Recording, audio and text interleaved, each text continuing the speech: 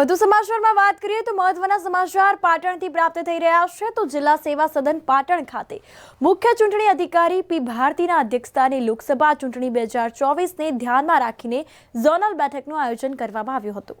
આ બેઠકમાં પાટણ, બનાસકાંઠા અને મોરબીના કલેક્ટર, પોલીસ અધિક્ષક તેમજ નિવાસી અધિક કલેક્ટર પાસેથી મુખ્ય ચૂંટણી અધિકારીએ ચૂંટણીની પૂર્વ તૈયારીઓ અંગે માહિતી મેળવી હતી।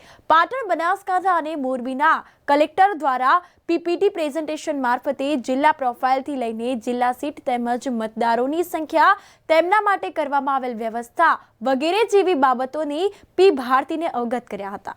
તો બેઠકમાં વિવિધ મુદ્દાઓની લઈને ચર્ચા વિચારણા પણ કરવામાં આવી હતી અને ઝોનલ બેઠકમાં જિલ્લા profile, electoral roll, electoral profile, gender ratio, EPIC, polling station profile તેમજ polling station location, EVM demonstration માટેની તૈયારીઓ, સ્વીપ પ્રવૃત્તિઓ તેમજ લોકસભા ચૂંટણી માટે સ્ટાફ માટેની પૂર્વ તૈયારીઓ, સ્ટાફ માટે કરવાની થતી પૂર્વ તૈયારીઓ, મતદારો માટેની વ્યવસ્થાઓ અને ટ્રેનિંગ સેન્ટરની સિક્યોરિટી માટેની વ્યવસ્થા તેમજ કાયદો અને વ્યવસ્થા અંગેની વિગતો। આ ઉપરાંત વાત કરીએ તો સી વિજિલની ઉપયોગિતા અંગે વર્ષ 2019ની લોકસભા ચૂંટણીથી લઈને અત્યાર સુધીની માહિતી અંગે પણ વિસ્તૃત ચર્ચા કરવામાં આવી હતી। તો મુખ્ય ચૂંટણી અધિકારી પી ભારતી દ્વારા લોકસભા ચૂંટણીની પૂર્વ તૈયારીઓને લઈને સૂચનો પણ કરવામાં આવ્યા હતા। ખાસ કરીને ચૂંટણીમાં કામ કરતા સ્ટાફ માટેની વ્યવસ્થા અંગે પૂરતું ધ્યાન રાખવા તેમજ સ્ત્રી મતદારો વધુમાં વધુ મતદાન કરે અને 18 વર્ષથી ઉપરના યુવા મતદારો